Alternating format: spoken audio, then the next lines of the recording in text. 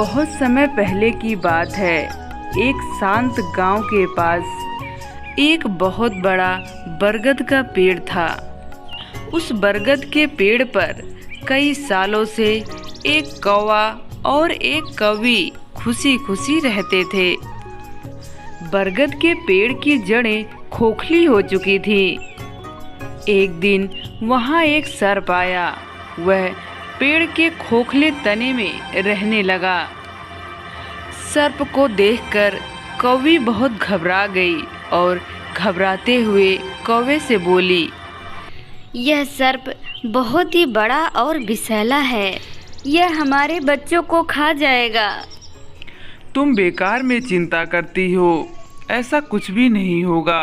हम कितने सालों से इस पेड़ पर रह रहे हैं। कितने विभिन्न प्रकार के पक्षी और जीव आए, लेकिन आज तक किसी ने हमारे बच्चों को नुकसान नहीं पहुंचाया है। यह सर्प भी हमें नुकसान नहीं पहुंचाएगा। हमें अच्छा सोचना चाहिए। भगवान भी हमारे साथ अच्छा ही करेगा। कौवा और कौवी एक दूसरे से ये सब बातें कर ही रहे थे कि तभी सर्प उनकी यह बातें सुन लेता है। यह कौवे कितने मूर्ख हैं। इन्हें यह भी नहीं पता कि सर्प को अंडे कितने प्रिय हैं। कितने दिनों बाद मुझे अंडे खाने को मिलेगा। मैं हमेशा यहीं रहूँगा जिससे मुझे अंडे खाने को मिलेंगे और यह पक्षी मेरा कुछ नहीं बिगाड़ पाएंगे। कौवा और कौवी बाहर खाना ढूंढने के लिए जाते हैं कि तभी मौका देखकर सर्प उनके घोंसले में चला जाता है और अंडों को खा जाता है। आहा, इतने स्वादिष्ट अंडे खाकर मजा ही आ गया। इस पेड़ के तने में मैं सुरक्षित भी रहूंगा और मुझे स्वादिष्ट अंडे खाने को मिलते रहेंगे। इतना बोलकर सर्प वहां से चला गया। तभी कौवा और कौवी अपने घोंसले में आए। उन्होंने देखा कि घोंसले से उनके अंडे गायब हैं। अपने अंडों को ना पाकर कौवी रोते हुए बोली, मैं कह रही थी यह सर्प हमारे बच्चों को नहीं छोड़ेगा। लेकिन आपने मेरी बात नहीं सुनी। इस सर्प की तुलना अन्य पक्षियों और जीवों से करने लगे। अरे यह विषैला सर्प है। यह मौका देखकर तुम्हें और मुझे ना छोड़े।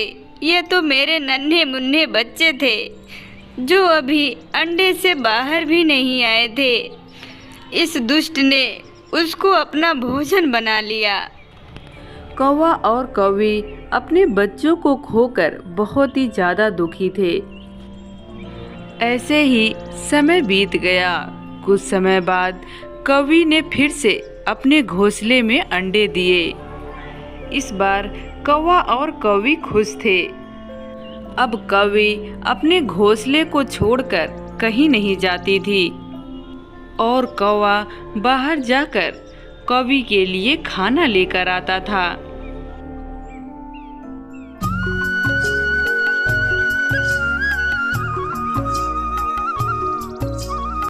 दो दिन बाद सर्प पेड़ के तने से बाहर आया और बोला, बड़े दिनों बाद अंडे की खुशबू आ रही है। लगता है कौवी ने फिर से अपने घोंसले में अंडे दिए हैं। आज तो मैं अपना नाश्ता इन अंडों से ही करूँगा।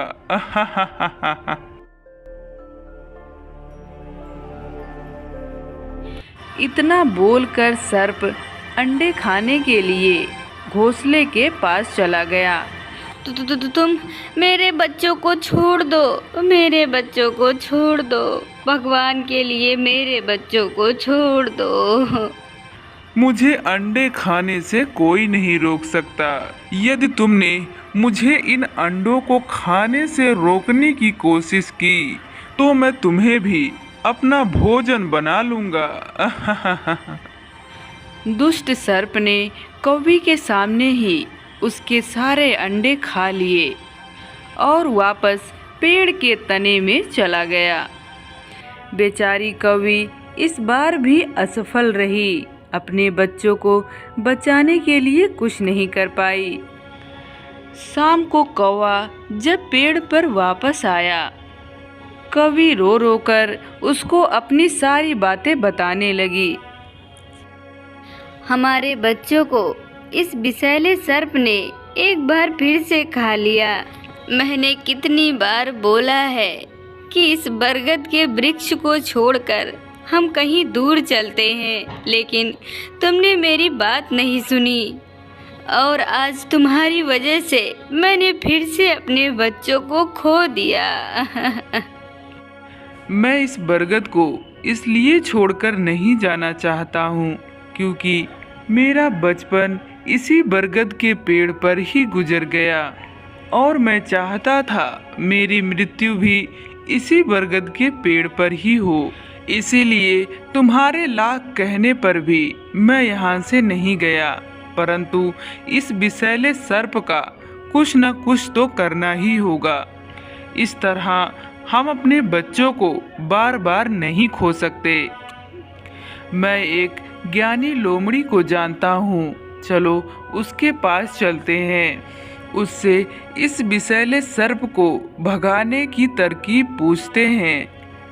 इतना बोलकर कौवा और कौवी लोमड़ी के पास चले गए। लोमड़ी के पास पहुंचकर कौवे ने अपनी सारी कहानी बताई कि कैसे एक विषैले सर्प ने उनके बच्चों को 2 बार अपना भोजन बना लिया।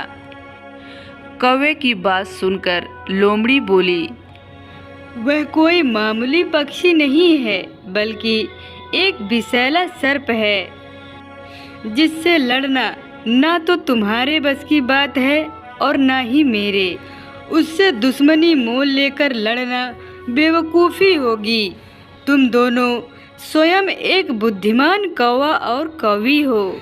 सारे पक्षी तुम्हारी बुद्धिमत्ता के गुण गाते हैं। तुम्हें मेरे ज्ञान की आवश्यकता नहीं है।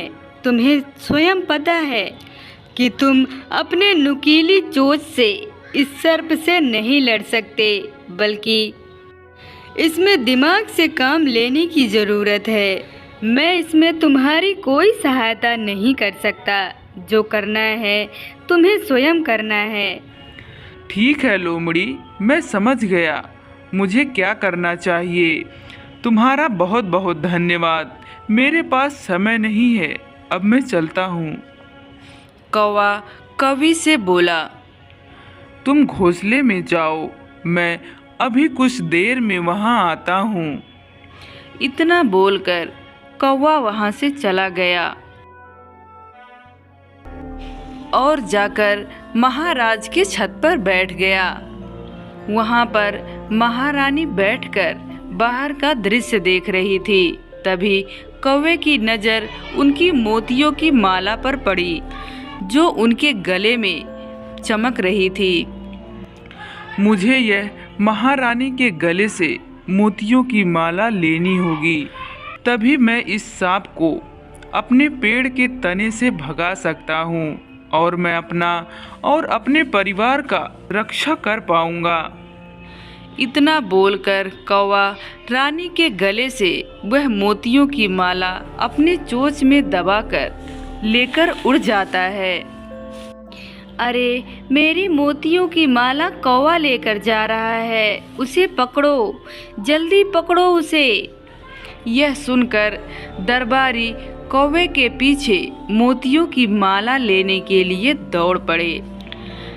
कौवा वह मोतियों की माला ले जाकर पेड़ के खोखले तने में रख देता है, जहाँ पर सर्प रहता है, और जाकर पेड़ पर बैठ जाता है। दरबारी दौड़कर वह मोतियों की माला पेड़ की खोखलों से लेने जाते हैं। तभी उनकी नज़र सर्प पर पड़ती है, जो मोतियों के माला के पास ही था। अपने सामने विषैले सर्प को देखकर दरबारियों ने उसे मार डाला और मोतियों की माला लेकर वहां से चले गए। यह देखकर कौवा और कौवी बहुत खुश हुए। अब उनका दुश्मन सर्प मर चुका था। अब उनको कोई खतरा नहीं था। वह अपना जीवन खुशी खुशी उसी बरगद के पेड़ पर व्यतीत करने लगे।